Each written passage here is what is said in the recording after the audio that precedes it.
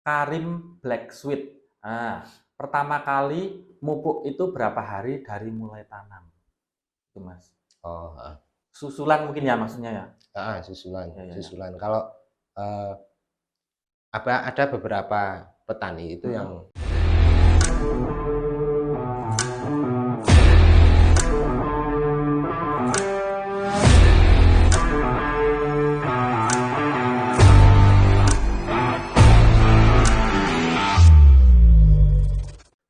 Assalamualaikum warahmatullahi wabarakatuh. Kembali lagi teman-teman, sahabat benih online dengan saya di sini Arif Kanahar.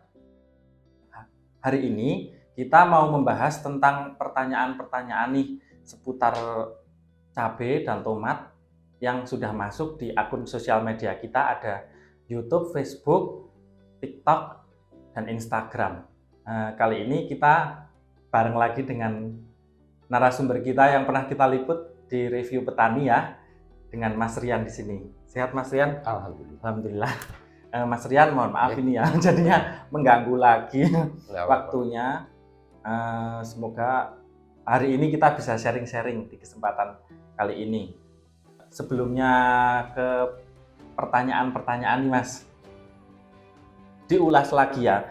Jadi Mas Rian ini teman-teman pernah di perusahaan pestisida ya Mas? Ya. Dan benih juga. Selama berapa tahun Mas? Hampir 15 tahun. Hampir 15 tahun. Di pestisida berapa tahun Mas?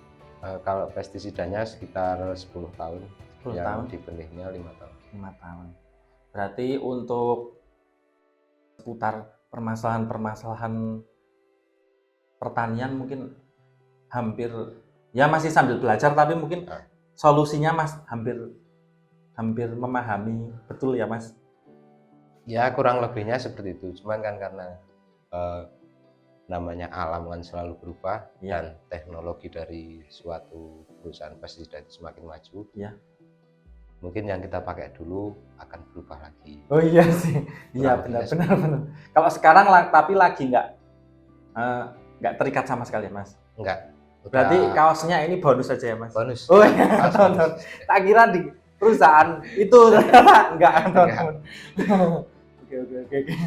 Jadi gini Mas Rian, sempat kan kita pernah liputan itu ya di tanamannya Mas Rian yang cabai keriting kalau nggak salah ya, cabai teropong. Ya? Cabai teropong ya, merek varietasnya Cosmos. Nah itu dan beberapa video-video yang lain itu kan kita sempat posting, terus ada beberapa nih pertanyaan yang masuk.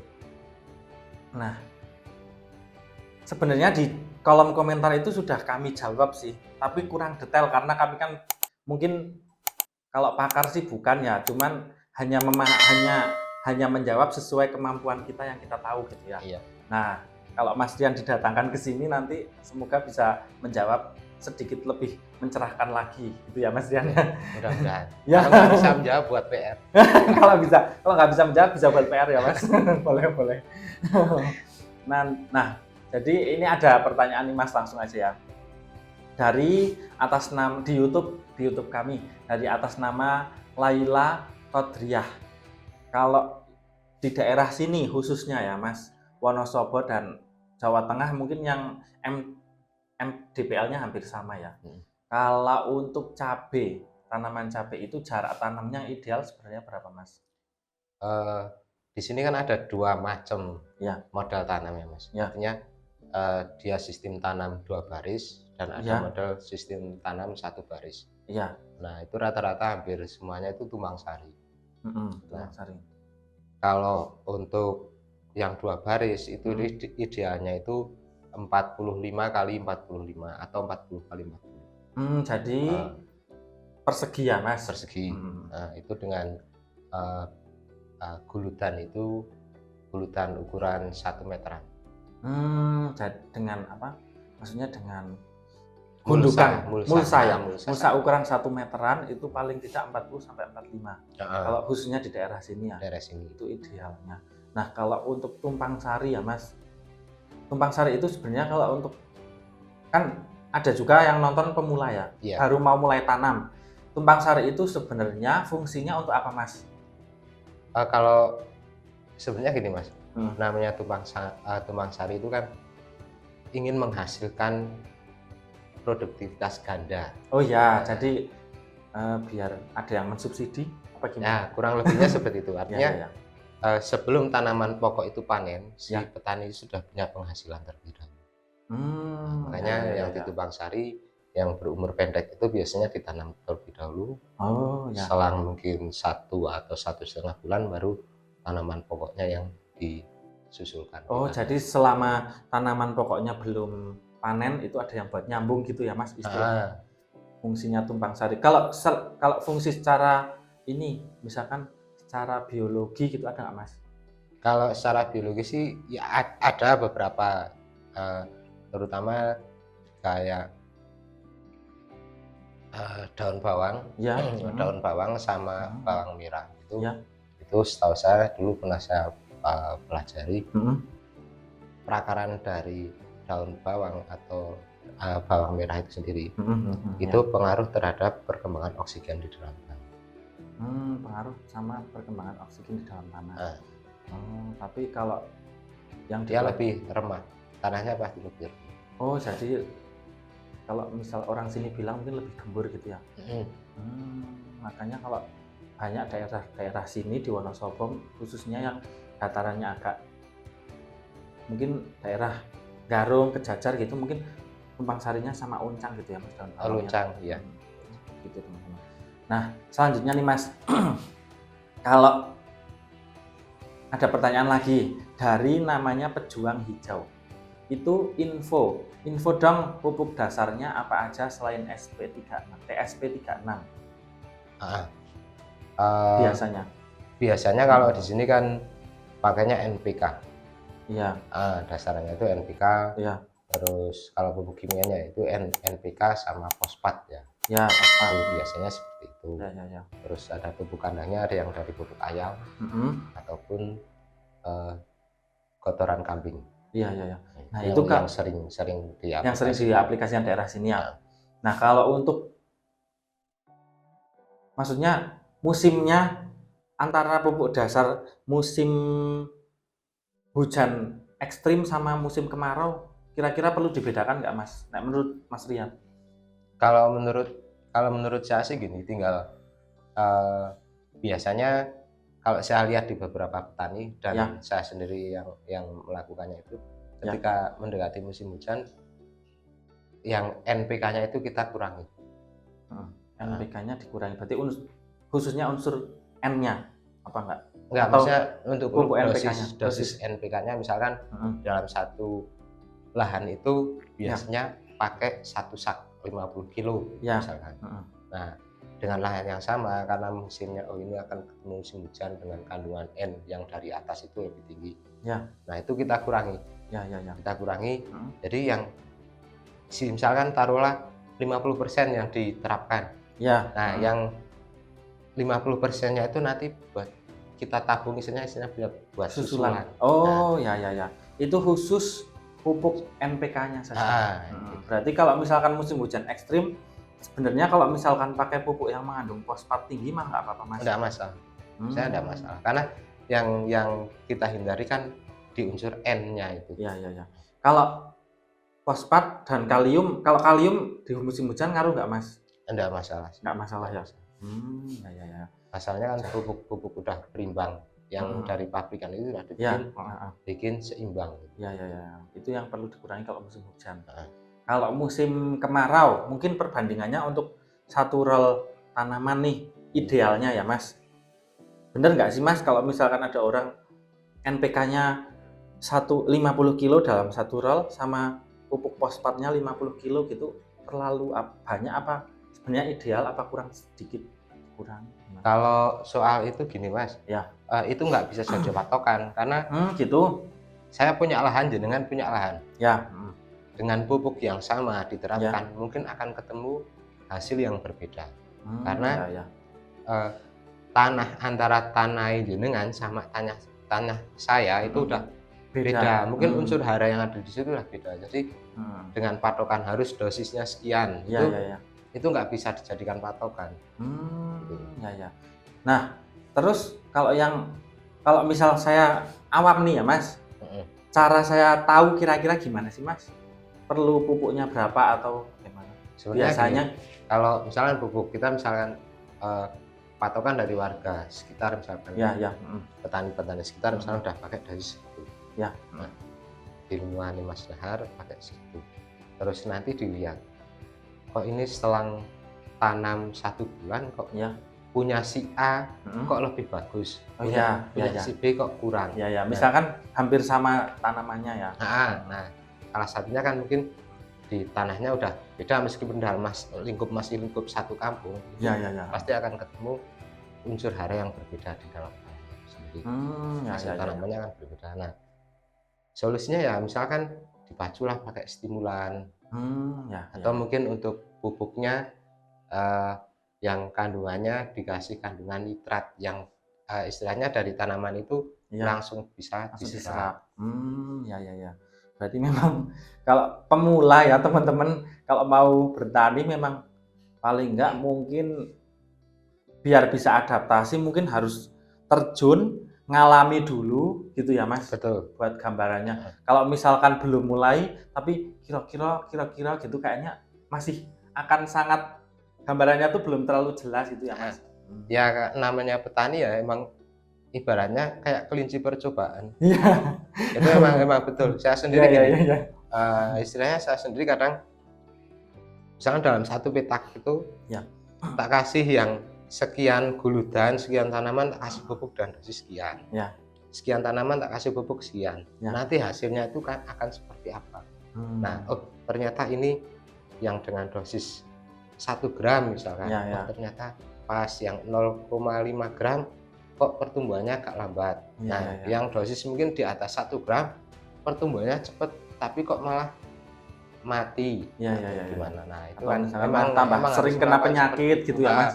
Oh, jadi kalau misalkan saya pun punya lahan beberapa gitu ya, mungkin bisa beda-beda ya Mas perlakuannya. Walaupun sama-sama tanaman cabai gitu ya. Termasuk dari MDPL itu sendiri juga sangat pengaruh Mas. Oh iya, mungkin kelembaban gitu-gitu. Nah, yang misalkan semakin tinggi, semakin MDPL-nya semakin tinggi, itu tanaman itu kan pertumbuhannya pelan. Buahnya juga lebih lama. Nah, otomatis kalau orang yang petani dataran tinggi akan punya, kamu kok cepat sekali. Mungkin dia akan meniru. Saya pakainya A misalkan, pupuk A. Nah, ternyata dia pakai, kok saya kok enggak bisa seperti punya kamu gitu. Iya. Berarti memang dari semuanya aspeknya tuh memang berpengaruh ya Mas. Berpengaruh. Jadi misalkan seperti tadi, misalkan patokan misalkan satu sak dosis satu sak. Itu nggak bisa dijadikan patokan karena punya lahan dengan unsur hara yang sudah berbeda, MDPL-nya pun juga udah berbeda. Itu sangat pengaruh. Kuncinya berarti tanam dulu ya teman-teman. Tanam terus nanti sambil dilihat kira-kira kebutuhannya tanaman seperti apa. Jadi misalkan setelah 1 bulan tanam mungkin nanti ketahuan kok ini agak perkembangannya kurang mungkin gitu ya, warnanya kok harusnya seperti ini kok masih gini gitu ya mungkin. Sebenarnya gini Mas, kalau misalkan kayak gitu kan ada alat itu namanya, saya lupa namanya, cuman itu semacam kayak tabel kertas itu ya untuk mengukur hijau suburnya tanaman itu seperti apa. Itu berarti yang diukur daunnya. Di situ ada semacam garis-garis misalnya hijau pucat biru. Nah, normalnya itu seperti apa? Itu nanti tinggal digeserkan aja ke daun, misalkan ini tabelnya. Terus ini ditempelin, ini tingkat kesuburannya ada ya alatnya. Ada. Ada teman-teman. Cuman saya lupa. Nanti kita coba carikan, nanti kita insertkan di atas ya, coba linknya kira-kira alatnya itu apa gitu. Itu kertas. Kertas terus untuk mengukur kira-kira daun yang subur yang baik itu seperti apa gitu ya. Jadi nanti ada berapa pilihan palet warnanya gitu. Warnanya hijau itu dari hijau muda sampai hijau yang idealnya seperti ini. Ya. Oh ya, siap. Selanjutnya nih Mas, ada lagi pertanyaan di TikTok, di akun TikTok kami. Dari Karim Black Sweet. Nah, pertama kali pupuk itu berapa hari dari mulai tanam? Itu Mas. Oh, Susulan mungkin ya maksudnya ya? Susulan. Ya. Susulan. Kalau ada beberapa petani itu yang cara aplikasinya dengan cara dibugal atau ditaruhkan. Oh ya, kalau orang sini bilang dipril, diwuwur. Diwuwur. Tapi ada petani yang main kocor. Ya. Nah, kalau saya sendiri dan beberapa rekan-rekan petani itu sukanya main kocor. Ya, kenapa Mas? Karena gini, anak kecil kan perlu disuap. Iya. Karena tanaman masih kecil kan, kalau langsung dikasih yang butiran, kalau bukan nitrat kan dia akan lama prosesnya. Jadi kalau saya lebih efektif ketika itu dikocorkan. Nah, sekarang dengan beberapa teknologi dari perusahaan kan ada NPK, pupuk NPK itu yang sistemnya dispray atau disemprotkan. Oh ya. Yang bisa disemprot lewat daun gitulah ya. Nggak harus ke akarnya gitu. Ya. Jadi rata-rata kalau saya sendiri itu aplikasi kocoran pertama itu kalau untuk tanaman cabai sekitar 10 sampai 15 hari setelah tanam. Itu 10 sampai 15 hari setelah tanam. Kandungannya biasanya apa Mas? Kalau saya pakai kandungan yang N sama P. Nitrogen sama fosfat. Kalau yang teman-teman mungkin belum tahu, itu biasa ditemukan di pupuk Ultradap. Jenis itu ya. Ultradap, MAP apa ya? Iya, MAP ya. Merauke itu ya.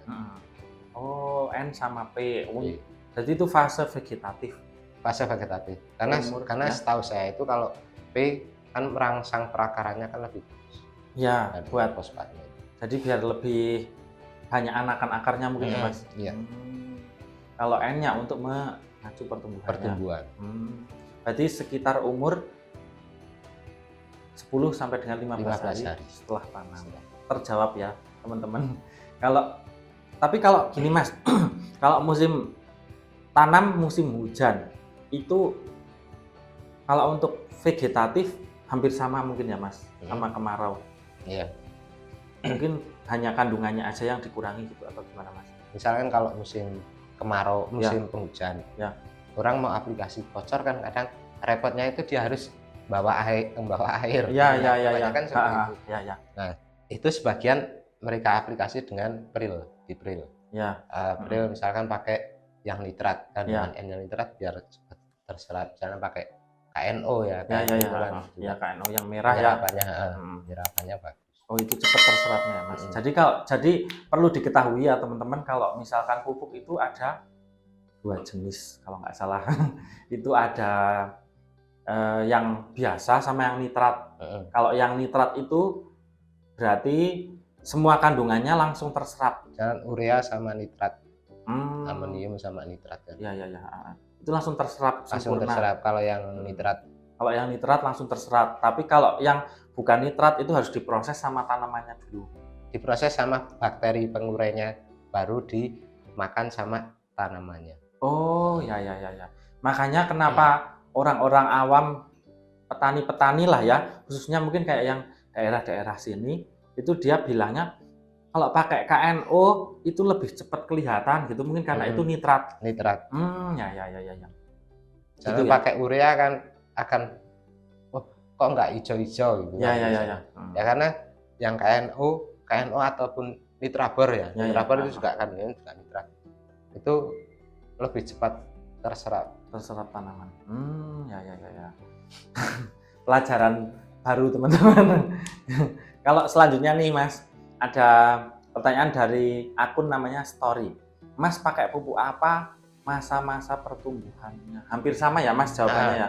Itu tadi ya. Ini yang mengandung N dan P. Iya. Ya Mas, betul. N sama P. Kalau ini selanjutnya lagi ada dari pertanyaan dari Cika Tejo. Pupuk yang cocok untuk baru pindah tanam 7 hari setelah tanam apa ya?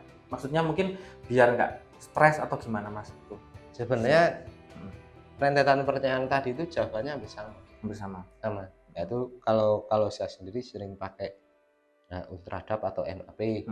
Terus kalau enggak ya pakai Mitrabor. Ya. Nah kalau ini Mas, kalau setelah pindah tanam perlu nggak sih Mas dikasih misalkan stimulan atau apa gitu? Sebenarnya perlu, sangat perlu. Karena pada saat pindah tanaman kadang stres tanaman. Iya, jadi stres banyak.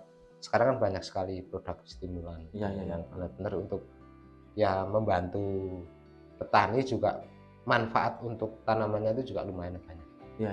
Jadi untuk merangsang perakaran terutama akar serabut itu lebih cepat. Ya.